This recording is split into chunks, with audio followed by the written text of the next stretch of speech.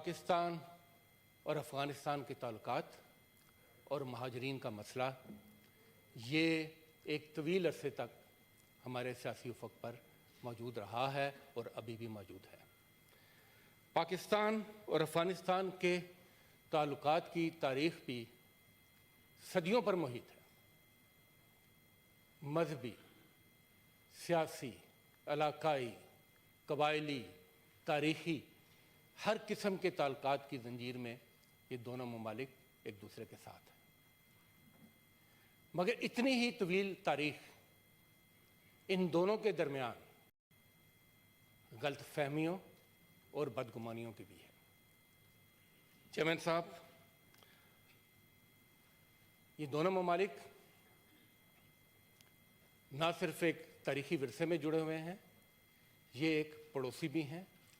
اور ان دونوں کے جو اندرونی معاملات ہیں ان کا لامحالہ اثر ایک دوسرے پر ہوتا ہے۔ علامہ اقبال نے تو بہت عرصہ پہلے اس کو ایک بڑے وسیع تناظر میں بیان کر دیا تھا۔ انہوں نے تو افغانستان کو ایشیا کا دل قرار دیا تھا۔ تو چیئرمین صاحب، مطلب یہ کہ اگر یہ دل ٹھیک ہوگا تو باقی معاملات بھی ٹھیک چلیں گے، اور اگر یہاں خرابی ہوگی تو باقی جگہ پر بھی خرابی ہونے کا اندیشہ رہے گا۔ ہم تو چاہتے ہیں کہ یہ دل پیار و محبت سے چلے اور کسی سنگ دلی کا شکار نہ ہو۔ 80 کے بعد سے جب روسی افواج افغانستان میں داخل ہوئیں تو یہاں پر مہاجرین کی آمد کا سلسلہ شروع ہوا، اور یہ مہاجرین مختلف اوقات میں پاکستان آتے رہے۔ 80 کے بعد پھر جب وہاں خانہ جنگی ہوئی اس وقت بھی کچھ مہاجرین آئے، جب طالبان نے ٹیک اوور کیا اس کے بعد بھی کچھ مہاجرین آئے۔ تو یہ سارا جو سلسلہ ہے یہ خاصا کمپلیکس ہے، اس کو ہم ایک نظر سے ایک زاویے سے نہیں دیکھ سکتے۔ اس کے ساتھ ساتھ پاکستان کے اپنے چیلنجز بھی ہیں، جس میں سب سے بڑا چیلنج جو پاکستان نے فیس کیا وہ دہشت گردی کا تھا۔ ایک طویل جنگ لڑی پاکستان نے دہشت گردی کے خلاف، بے پناہ کامیابیاں حاصل کی، اور اس کی ایک بہت بڑی قیمت بھی ادا کی۔ ہمارے افواج کے جوان شہید ہوئے، ہمارے شہری شہید ہوئے، انہوں نے قربانیاں دی، لا انفورسنگ ایجنسیز نے قربانیاں دیں، اور اس کے ساتھ ساتھ معاشی اور مالی محاذ پر بھی ہمیں تکلیف اٹھانا پڑی۔ چیئرمین صاحب، حالیہ کچھ دنوں میں، خصوصاً پچھلے کچھ دنوں میں، ہم نے دیکھا کہ ایک مرتبہ پھر دہشت گردی کی اس لہر میں اضافہ ہوا، اور ہمارے افسر، جوان، شہری، پولیس سب نے اپنے خون کی قربانی دے کر اس عزم کو دوبارہ دہرایا کہ دہشت گردی کے خلاف یہ جنگ حتمی کامیابی تک انشاءاللہ جاری رہے گی۔ اسی تناظر میں ہم دیکھتے ہیں کہ ایک فیصلہ ہوتا ہے کہ افغان مہاجرین، یا جس طرح میرے بھائی نے کہا جو اللیگل ایلینز ہیں یہاں پر، ان کو یہاں سے ڈپورٹ کیا جائے۔ چیئرمین صاحب، کسی بھی سوورن ریاست، اس کا یہ استحقاق ہوتا ہے، اس کی یہ بنیادی ذمہ داری ہوتی ہے کہ وہ اپنے شہریوں کے جان و مال کے تحفظ کو یقینی بنائے، اور اس کے لیے جو بھی قدم اٹھانا پڑے وہ قدم اٹھائے۔ ابھی جو واقعات ہوئے، اس سے پہلے کے بھی جو تجربات ہیں، اس سے ایک بات واضح ہوئی اور اب تو ثبوتوں کے ساتھ سامنے آ چکی ہے کہ یہ جو دہشت گردی کے واقعات ہیں ان کے تانے بانے سرحد پار سے ملتے ہیں۔ ان میں اسلحہ بھی وہ استعمال ہوتا ہم نے دیکھا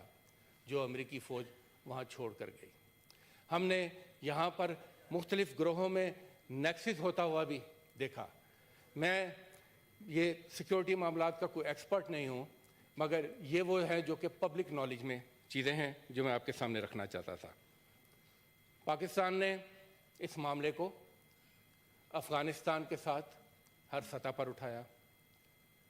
ان کو یہ باور کرایا کہ نہ صرف ہمارے بائی لیٹرل تعلقات بلکہ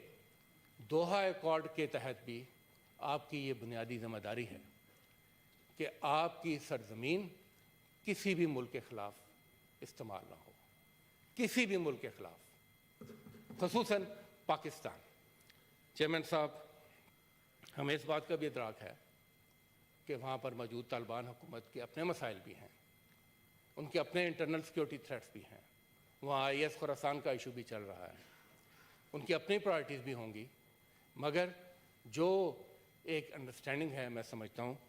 اس کو رسپیکٹ دینا، اس کو پورا کرنا یہ ذمہ دار حکومتیں کرتی ہیں۔ چیئرمین صاحب، پاکستان نے جہاں کئی اقدامات اٹھائے، ہم نے دیکھا پہلے وہ باڑھ والا سلسلہ شروع ہوا، اور ابھی ہم نے دیکھا کہ بارڈر کنٹرول کو کافی بہتر بنایا گیا، اور یہ صرف دہشت گردی کے حوالے سے نہیں، وہاں سے ڈالر سمگل ہوتا تھا، اس پر کنٹرول ہوا، کموڈیٹیز سمگل ہوتی تھیں، اس پر کنٹرول ہوا، اور اس کے اثرات ہم نے اپنی ڈومیسٹک مارکیٹ میں بھی دیکھے۔ چیئرمین صاحب، اگر یہ کہا جائے کہ کوئی بغیر ڈاکومنٹس کے، کوئی بغیر پاسپورٹ پہ، جس طرح کہ ساری دنیا میں ہوتا ہے، آپ کے ملک میں نہیں آ سکتا یا نہیں رہ سکتا، تو میں سمجھتا ہوں یہ کوئی غیر فطری بات نہیں ہے، خاص طور پر جب آپ کو اس قسم کے سیکورٹی چیلنجز کا سامنا ہو۔ چیئرمین صاحب، مگر اس کے ساتھ ساتھ ہمیں بڑے مفادات کو بھی ذہن میں رکھنا ہے۔ ہم نے یہ بھی دیکھنا ہے کہ ایک طرف ہم اپنے سیکورٹی چیلنجز کو ان سے نہ بردآزما ہوں، مگر دوسری طرف اس وقت جو خطے کی صورتحال ہے اس میں بھی ہم اپنا رول پراپرلی ادا کریں۔ چیئرمین صاحب، ایک ریجنل سلوشن بھی دہشت گردی کے خلاف، اس پر بھی ہماری نظر ہونی چاہیے۔ ہمیں اپنے افغان بھائیوں کے ساتھ انگیجمنٹ کو بڑھانا ہے، پولیٹیکل ڈائلاگ کو ڈپلومیٹک سطح پر اور عوامی سطح پر، وہاں پر اس وقت ایک پروپیگنڈا وار بھی ہو رہی ہے، اس کے اثرات بھی آپ کو نظر آ رہے ہیں، خصوصاً نئی نسل میں۔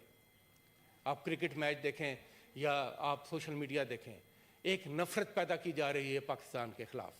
ہمیں وہاں پر اپنی گڈ ول بھی کریٹ کرنی ہے چیئرمین صاحب، اس لیے کہ ہمارا جو ایک تاریخی رشتہ ہے اور ہمارا جو ایک دوسرے کے مستقبل کے اوپر اثرات ہیں، اس کو ہم نے نظر سے اوجھل نہیں ہونے دینا۔ چیئرمین صاحب، آخر میں صرف یہ کہنا چاہوں گا کہ وہاں پر خصوصاً ایک خاص طبقے میں ایک بھارت نوازی کی بھی لہر چل پڑی ہے، اور ہمیں یہ بھی باور کرانا ہوگا کہ اس وقت جو بھارت کے تعلقات افغانستان کے ساتھ ہیں وہ ان کے اپنے ایجنڈا کے اوپر منحصر ہیں، ایک پاکستان دشمنی، اور دوسرا جو اس وقت BJP کی وہاں پر حکومت ہے جو کہ اکھنڈ بھارت کا خواب دیکھتی ہے۔ ہمارے افغان بھائیوں کو پتہ ہونا چاہیے کہ اس اکھنڈ بھارت کے اندر کون کون سے علاقے آتے ہیں، اور جہاں تک میری معلومات ہیں شاید افغانستان بھی اس میں شامل ہے۔ چیئرمین صاحب، تو یہ ہمیں سیکورٹی کے حوالے سے، ہمیں ریجنل چیلنجز کے حوالے سے، ہمیں فکری محاذ پر تمام جگہوں پر یہ لڑائی لڑنی ہوگی، تبھی ہم کامیاب ہوں گے۔ اور آخر میں سر، اتنی بڑی قربانی پاکستانی قوم کی، اتنی طویل میزبانی اپنے افغان بھائیوں کے ساتھ،